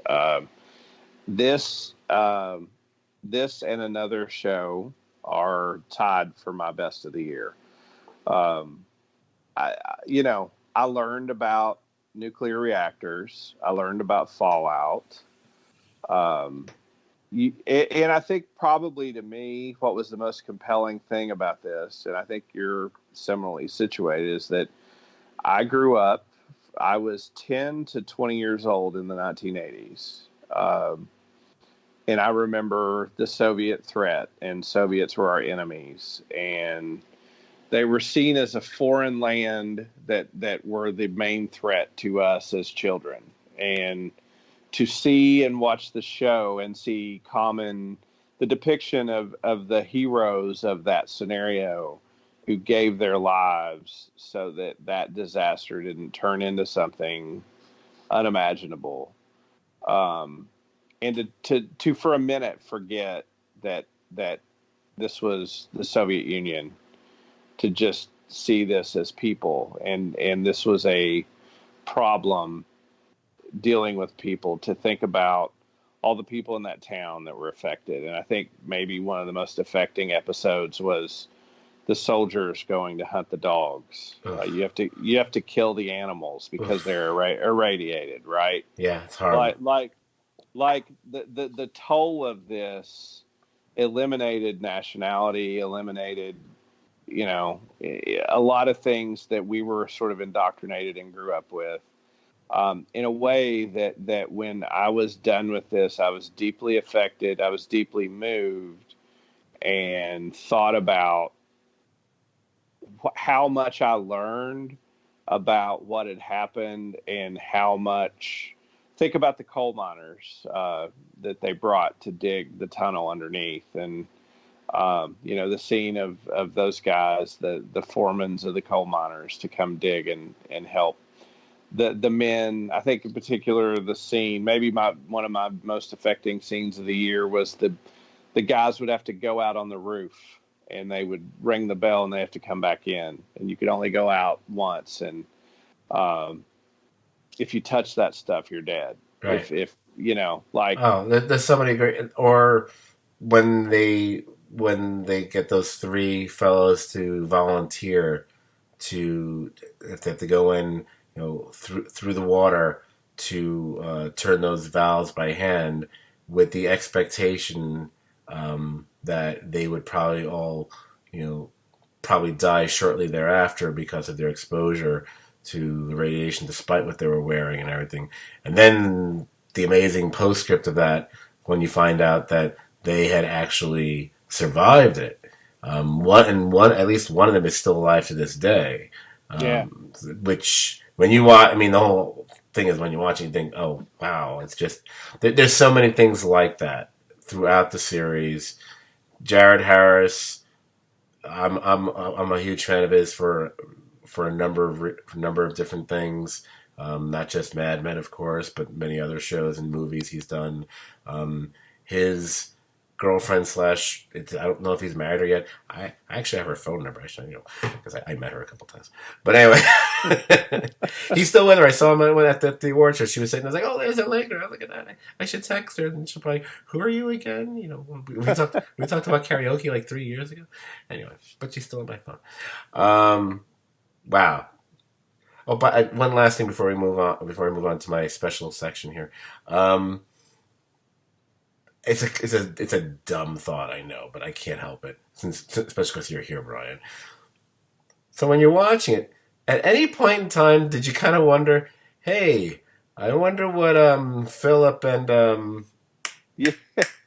what's her name? Elizabeth. Philip and Elizabeth are thinking about this over in DC. I totally was thinking about the Americans, and it's like, oh, they kind of skipped the Chernobyl thing. If I'm not, they never got to it, did they?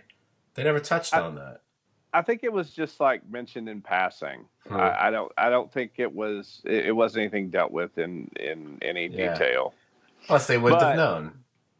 But I thought, much like I thought, wow, the beginning of the show too, not knowing what to expect. You think is how much is going to be in Russian, how much is going to be subtitled, how much is going to be English. You don't know any of that going into it, and this show gets you so quickly that a lot of the stuff you go into it with, even like I was talking about my preconceptions about Russia or the Soviet Union, and I mean, it just obliterates it. Like you say, I mean, it teaches, it entertains, I don't think you could, if a piece of entertainment should win a Peabody or some sort of, it's this. Absolutely.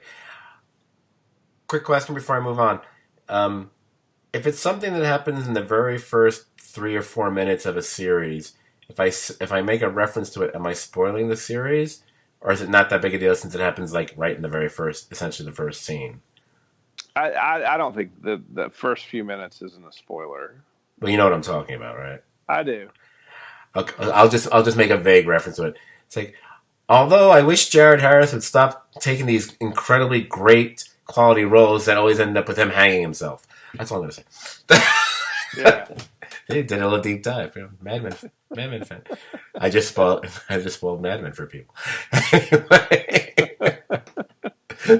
Spoiler for people who are never going to watch it. All right. Did you watch Chernobyl, Dan? I think he fell asleep. No, he didn't. Oh, maybe he did. No, I'm still here. Okay. I didn't watch it. I'm sorry. Oh, you would really. Oh yeah, Dan would love it. I think Dan would really like it. I think he would too. Yeah, maybe I'll get to it one of these days. Watch it with like Japanese subtitles or something, and you'll really like it. I don't know why. All right. Oh my God. Okay, we're not going to be talking Crisis tonight. All right, so now it's flip a coin time. Who's number one and who's runner up on my list? Okay, it was close. It was crazy close. I mean, if I didn't think it would be a total cop-out, I would have the final two series tied for number one. Both these series had an immensely difficult goal to achieve first and foremost.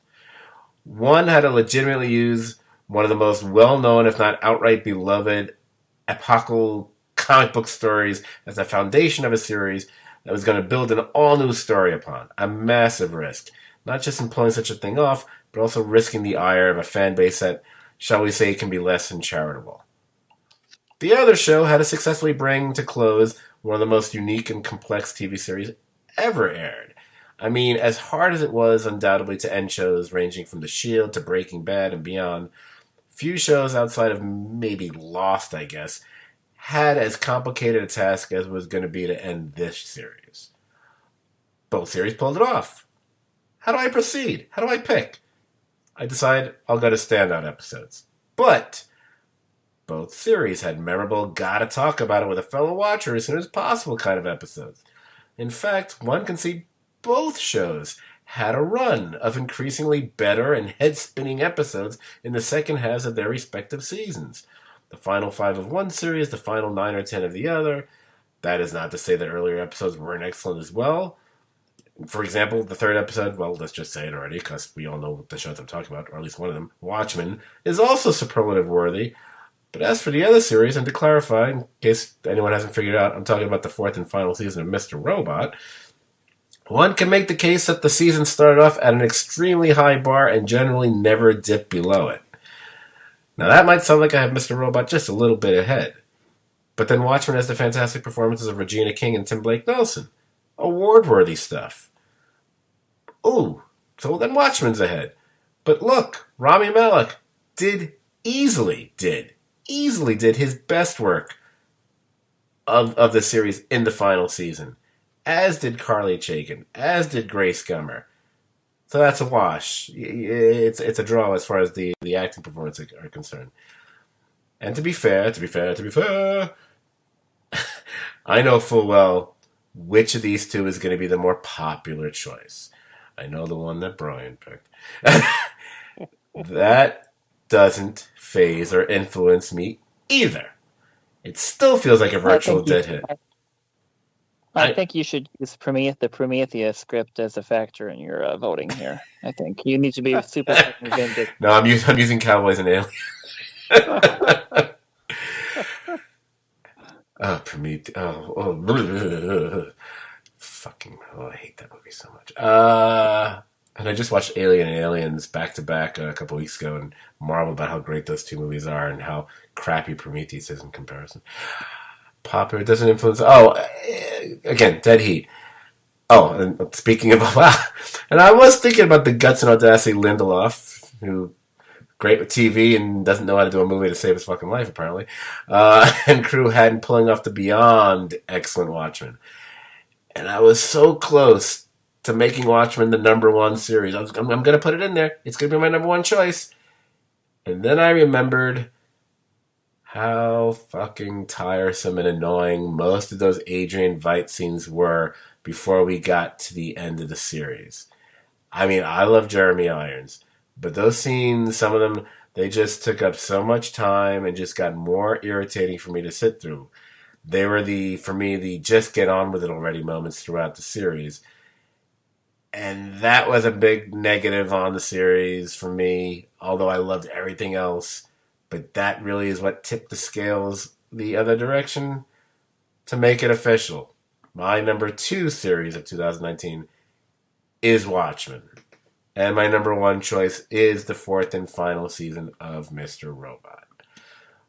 Now, Brian, I know Watchmen you're tied for number 1, I'm sure, unless I've misread you all this time. But No. And Brian thinks Benedict Cumberbatch is the best Khan too. So. And Jared Leto's the best Joker. Yeah, exactly. Yeah, those are all my opinions. You can go to badopinions.com and that's where all my bad opinions are listed. It's opinions with a Z. Yes. I Watchmen, to me, I mean, Hooded Justice, the episode of Hooded Justice is what was maybe that, and probably an episode of Chernobyl I could find were probably the best episodes of television that maybe I saw all year. Hooded Justice is brilliant. Yeah. And to not know what the Watchmen was gonna be, having seen the movie and read the comic, it was blown away by the story. I mean, a great turn by Don Johnson, and not to spoil anybody, but his story takes a very interesting turn. To see Lou Gossett Jr., what have we seen Lou Gossett Jr. Do consequentially in a long time? But I love this season. This was a show that took so many twists and turns. You didn't know what was real, what wasn't, where it was going. I thought it was both fantastical, but grounded. And really, another thing sort of on par with Chernobyl, taught a lot of people. I mean, I don't know if you saw or remember, but a lot of articles came out about, the massacre, the Tulsa massacre. Yep. That it's not really commonly known. And this is another show that sort of educated, entertained, and told a grand, ambitious story and pulled it off. So I mean, Damon Lindelof is obviously a very talented guy, and he swings for the fences, and so they're not all home runs, but I thought he hit this one out of the park. I think he's just. I think. Long story short, with him, and pun intended, with just by saying it as I said, he's better at long form. He just I just don't he hasn't really been able to put it together film wise, because every movie I can think of that he's had any hand in, meh or bad. Prometheus, Cowboys and Aliens, Tomorrowland, wasn't Tomorrowland him too? Not exactly well received, if I'm not mistaken. But Usually, up like going into like productions with fucked up scripts, and like kind of like half-heartedly tries to fix them, but he seems to be a lot better if he's just like doing something he actually wants to do. Yeah. So like, because pretty much all those movies that he ended up attached to, it just like he's trying to do a favor for JJ or something, but just I don't know. So I don't know if I really blame him for it. Maybe he just couldn't. he didn't fucking ghostwrite them. He got paid a full fucking screenwriting salary for that shit. I know that doesn't cut any. I'll give you. There's a difference between something being his original idea and going with it. It's his baby, as opposed to coming in on something. I don't recall the timeline of each of those productions, so I don't know if that's necessarily true or not for all those. I do remember he came in on Prometheus. I do remember he got brought in after the fact with that one. That I am sure about. I don't know about the other two. I actually thought Cowboys and Aliens was his fucking thing, but I'm probably wrong about that. I don't want to be. I don't care if I'm right, because the great thing about that movie is like, look at all these great people in the cast, and then the movie sucks. But anyway, go on. Hello? All I have to say. Oh, I thought you were going to say something else. No, I think that what's interesting about Lindelof's progression, if you believe him, he's done with this story. He's told the story he wanted to tell. Yep. So it's curious to see if someone picks it up to go with it. But what's interesting is if you look from his progression from Lost to The Leftovers to Watchmen, he's maintained long form storytelling, but tightened that up. He Leftovers was done in 3 seasons. Watchmen was this season. Lost had some great stuff, but we all know it had filler. It had the 22, 24 episode seasons of TV of the past, and they had filler. I think Damon Lindelof, with some structure, working on something he really wants to do, really does, maybe the best at the TV game. And Watchmen was peak Lindelof. Mm-hmm. It'd be interesting to see what he does next, but all my expectations of this show were shattered. And at the end of the first episode, I thought, I'm curious to see where this goes, and learning a history lesson, seeing the racial, the sexual elements of it. And what about making Dr. Manhattan a black man? I mean, an amazing switch. I just thought it was an amazing show, and it's tied for me for number 1. Oh, that's totally well deserved.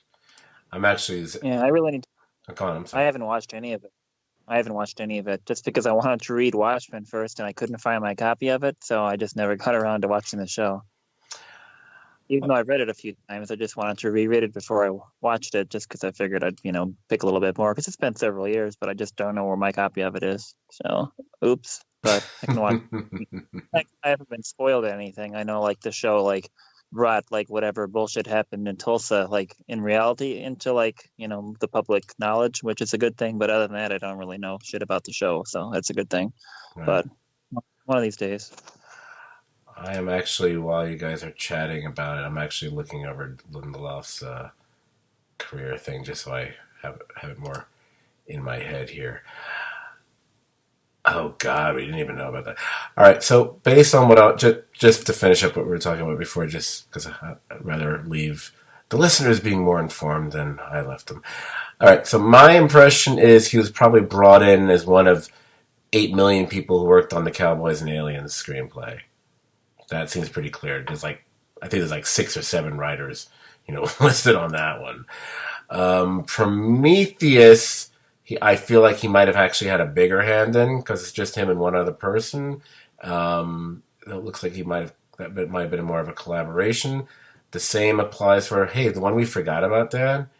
Although you mentioned J.J. Abrams, so maybe you didn't. But another one of our favorite movies to hate, Star Trek Into Darkness. I kind of that's why I was bad. Yeah, Cumberbatch or Brian. Okay. So he's on that one. So and Tomorrowland, he played a big. I mean, he was both written and the story was by him. So he definitely he's the main writer on that. I think Brad Bird was a director, also worked on it a little bit, but it was mostly his thing. So, and I personally don't care for World War Z. So if one might want to point to that as being the best of his movie work, but if that's your best. Everything else is really pretty much TV. So, yeah, not movies, but TV, fascinating. Although I can't believe he wrote 6 episodes of the Ultimate Wolverine versus Hulk cartoon. That's amazing. He wrote the delay. You should see the print schedule of those 6 issues. It's like the most delayed thing like ever done in comics. Maybe it's like.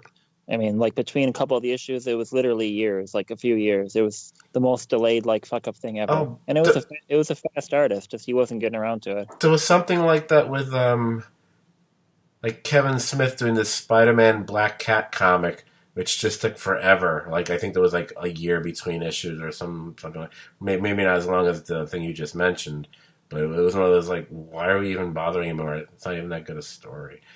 But anyway.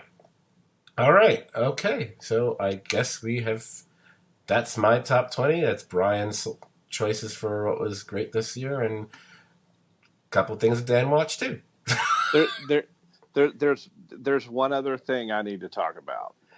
All right. Well, I'm going to give you 2 minutes because I really don't want this to be an over 2-hour podcast. Go.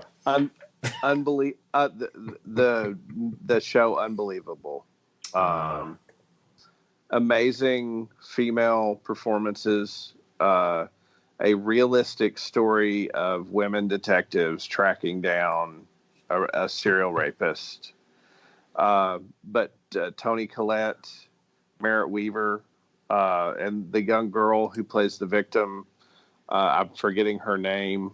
I want to say her name is like Merritt Deaver, something like that. But really extremely well done, compelling story, and very realistically understated, but with just incredible acting. I'm not a big police procedural person. I mean, obviously I'm on the opposite side of that thing, but it really told a great story, limited series. But I definitely encourage anyone to watch it. Cool. I've heard of the show. I've heard good things about it. I might check it out myself. And the young actress's name is Caitlin Deaver. So, Caitlin Deaver. There you okay. go. You're closer than I would have been because I would have been. It's that girl I've seen on some other TV show, and I can't even remember what that is right now. Okay. Alrighty then. I had considered discussing the stuff that happened with Crisis, but we are literally seconds away from hitting the 2-hour mark, and I feel like that might end up adding another 15 minutes. I'm just not up for it. It's already 20 to 2 in the morning right now, so I am going to call a halt to the proceedings. Maybe I'll bring that up later in a future podcast. Maybe we'll do a special one just for geeks. I don't know. I will talk about it at some point this year, but just not tonight apparently. So, folks out there, if you enjoyed this podcast, you will enjoy hanging out on our podcast page as well. It's the Serious TV Drama podcast page. Like the page and join the conversation about shows like any of the ones that we've talked about here and many more. You can also find us on iTunes. Just type in Serious TV Drama Podcast. You can subscribe to our feed as well as rate and review us there. In fact, if you type Serious TV Drama Podcast, Hell, you might just be able to get away with just STVD podcast. In Google, you might find us in 18,000 other places that probably don't show up on our download list, but at least you'll get to hear us. Apparently, we're on YouTube. One of these days, we're going to have to do a video. We'll have to just put the video on for all three of us, or two of us, or four of us, however, and actually put it on YouTube as an actual with images. Maybe I'll wear a mask or something. I don't know, like Mr. Robot, maybe. Any mask would be fine with that. Or maybe one of the ski masks like they wore in that in the Better Call Saul episode of Breaking Bad. That would be kind of cool. Anyway,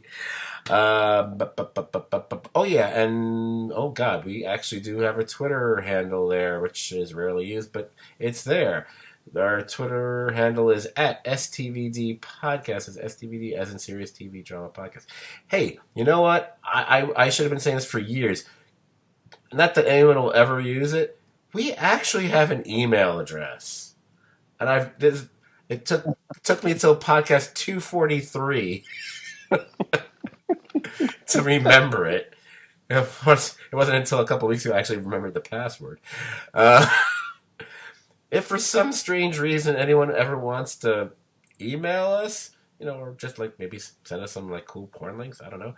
Our email address, it's stvdpodcast@gmail.com. Maybe we'll make more use of that over the course of the year, depending if we actually have more than a few dozen listeners. I don't know. Just figured I'd mention it because I realized, oh shit, this is actually working. We should mention we have this.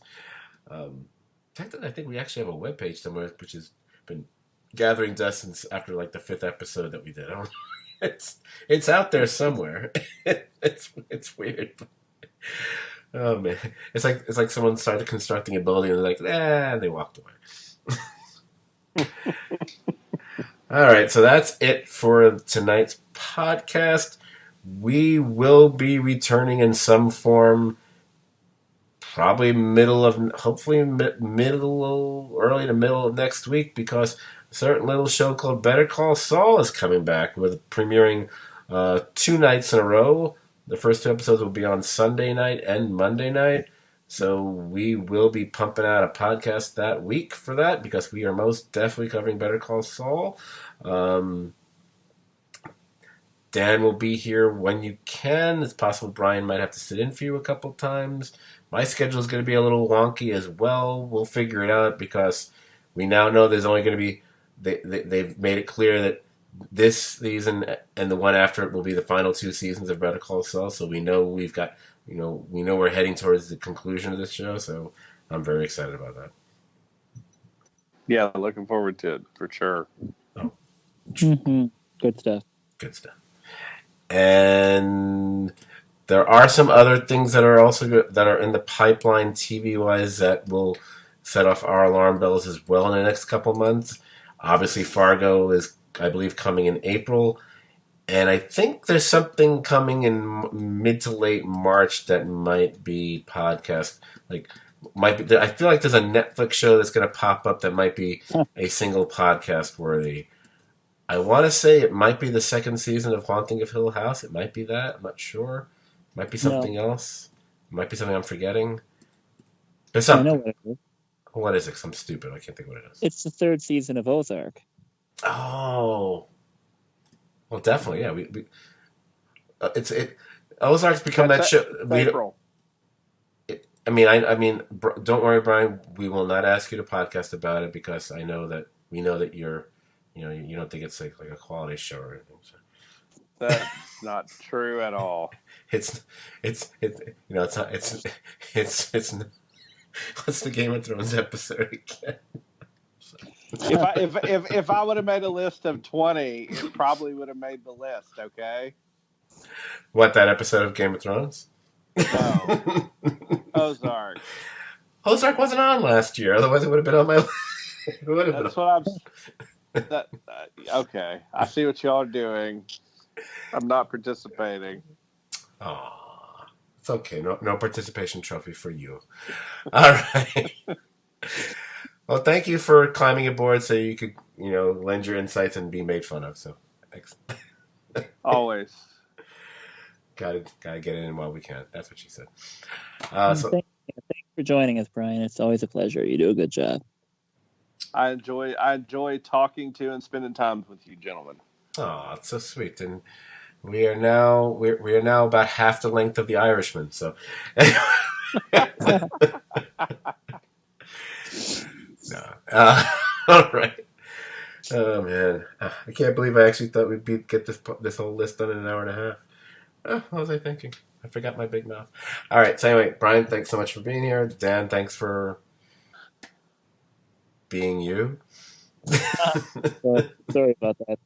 No, it's all right. You could you said a couple things. I mean, you didn't watch much TV. Future podcasts will be stuff you're watching now. Yeah, I'm working on it. It'll be the Dan that people actually listen to the podcast for again. Yeah. As everyone tells me, they would say, "We'd rather hear Dan. We're just gonna have to hear you all the time." I was like, oh, thanks. It's great. It's awesome. Thanks, guys. I like my list. I'm kind of like Ben Mendelsohn, who kind of has a list. People are kind of into that with me, anyway. Yeah, I wouldn't know anything about having a list. You fucking asshole. All right, I'm counting out this show now because I still got to figure out the music for it. All right, so good night, Dan. Good night, Brian. Good night to everybody out there, and you guys can say good night as well. Good night. Good night, everybody. Thank you.